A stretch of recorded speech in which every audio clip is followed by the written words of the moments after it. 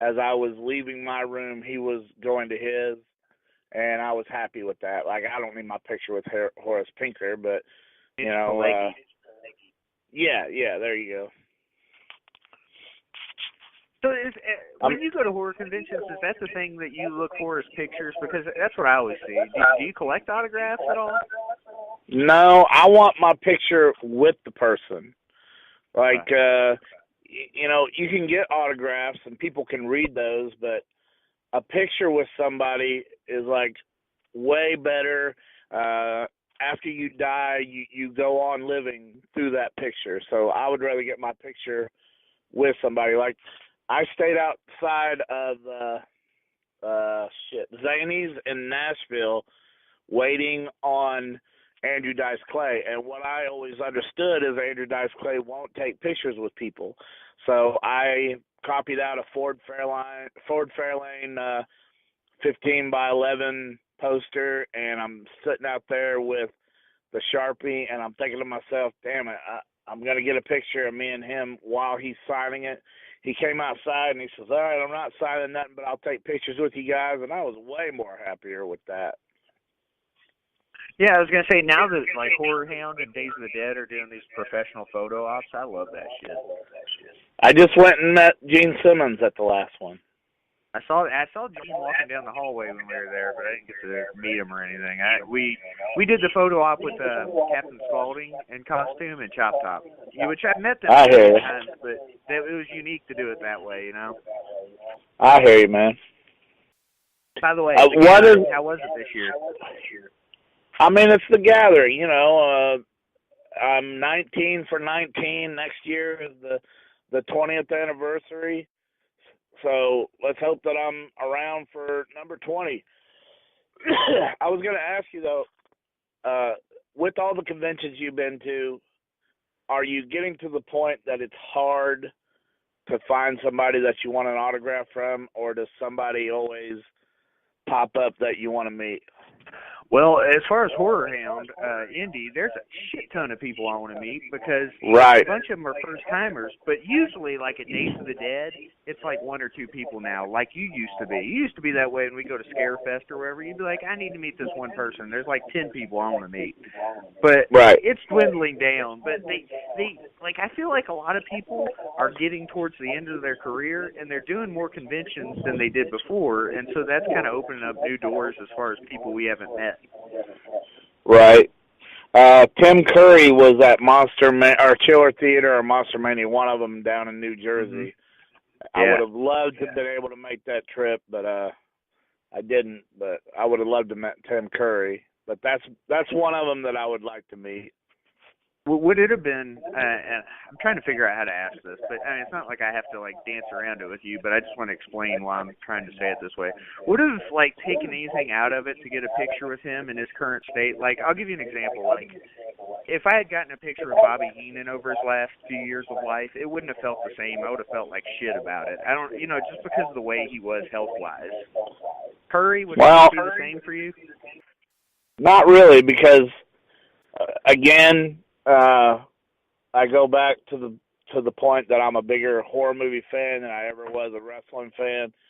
Mm-hmm. Yes, I'm a fan of Bobby Heenan, but like you said, there in the end, maybe it was bad, which I'm sure he needed money. So, we probably needed to take a picture with Bobby Heenan just to help him out. But Tim Curry, that's it. That's Rocky Horror. That is,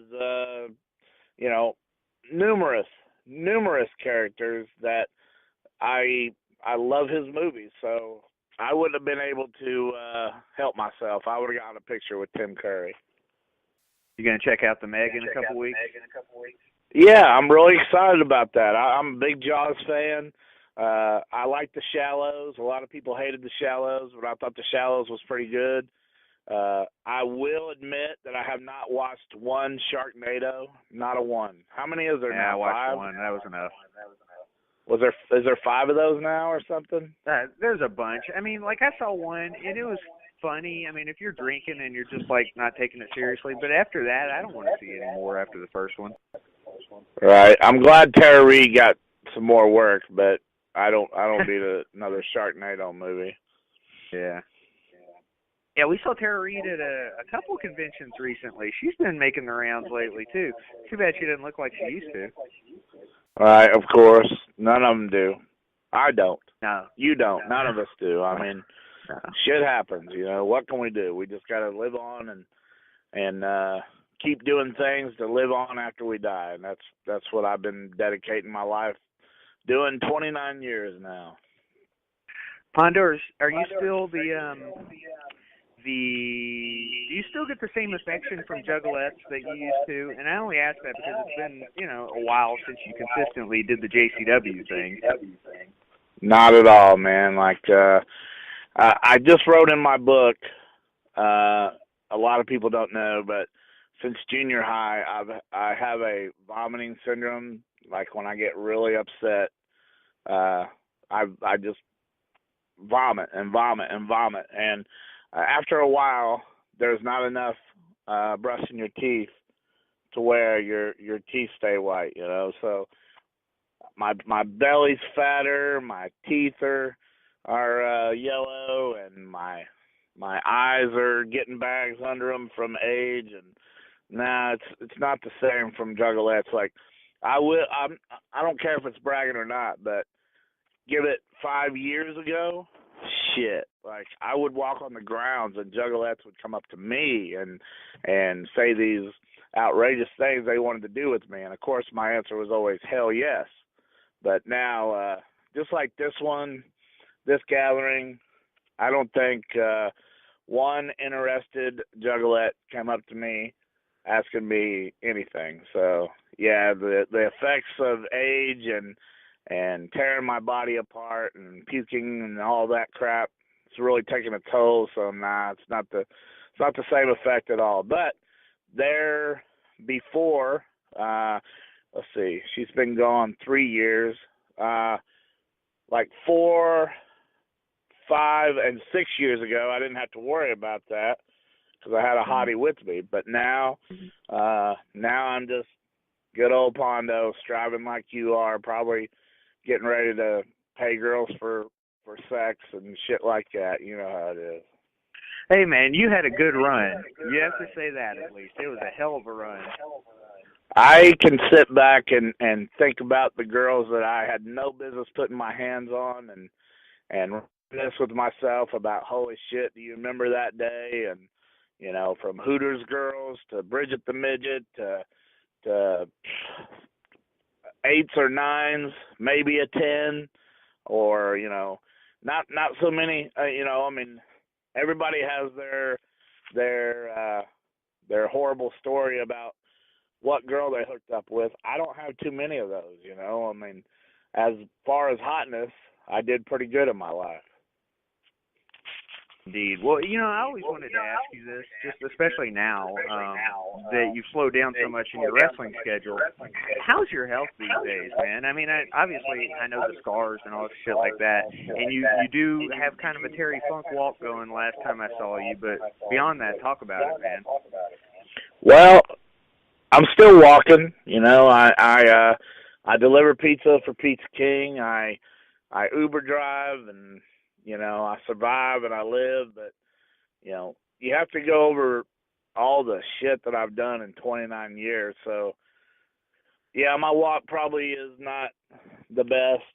I mean, what else can I do? Like, I pretty well beat my body to the point of I shouldn't be walking today. But I'm still walking. It might be a slow duck waddle, but it's still walking, and I'm still getting the job done. Now, if I could only get my stomach smaller, I think I'd be all right in life. Yeah, I mean, it's kind of hard when you're busy and things like that. It's just one of those things. So, I understand. Trust me, I'm on the same path with you there, man, trying to get back to, like, but, I don't know. But if a promoter wants to book me, I still come in and I still do my 100% best that I can do, but maybe not as good as what that used to be, but it's still 100% out of me. Well, shit, at this point, we'll take the 10 minutes on the mic and 4 minutes in the ring. I'm just saying. That's what I do. That's me. I'm pretty good on that mic. I'll say that. Like, my mic skills makes people forget how shitty a wrestler I am. Well, I mean, when it's all said and done, would you ever think about, like, maybe going into a managerial role? Because, I mean, if you're so good with the mic and you don't have to take bumps, it could be a natural fit for you. I just don't know who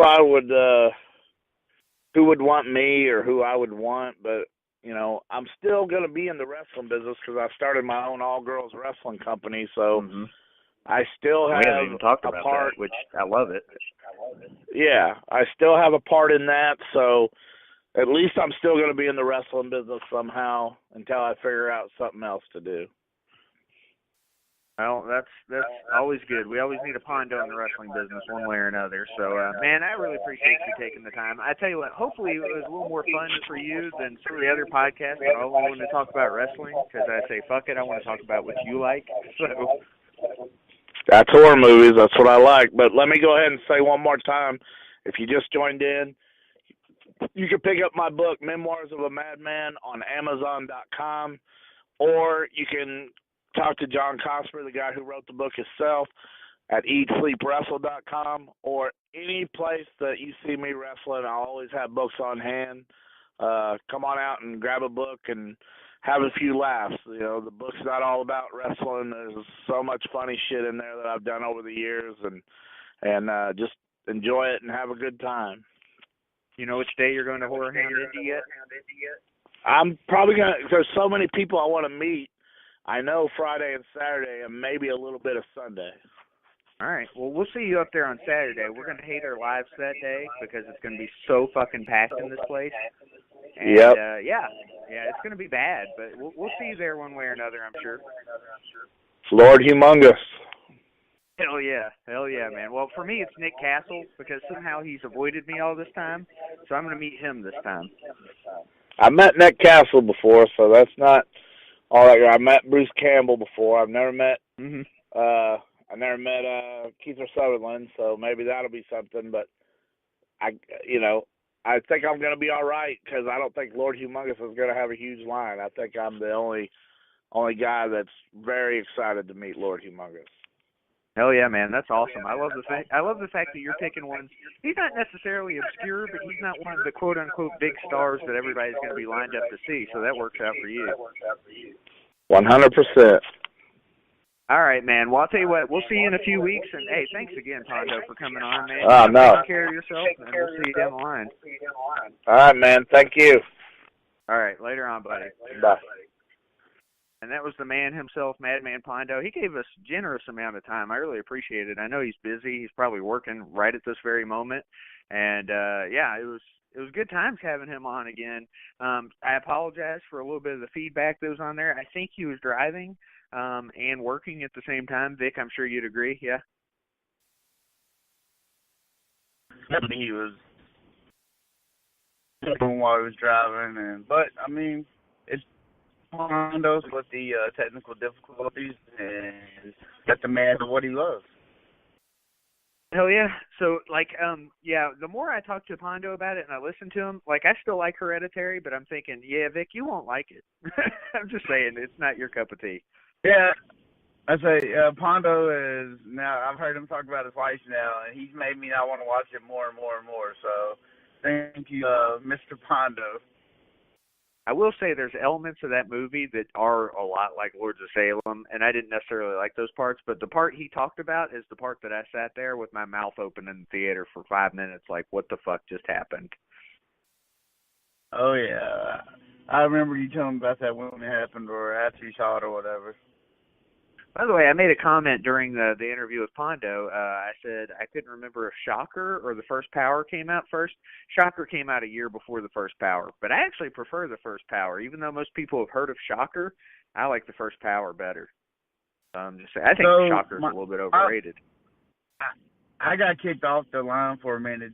Did you ask him about Children of the Corn? No, I didn't even get into it. I figured I'd heard that argument enough. Yeah, so I got kicked off for a brief second, so I wasn't sure I found that a lot of rant people about hate it 'cause that I love movie. it. Yeah, like I remember, dude, I liked it a lot when I was younger, but I watched it like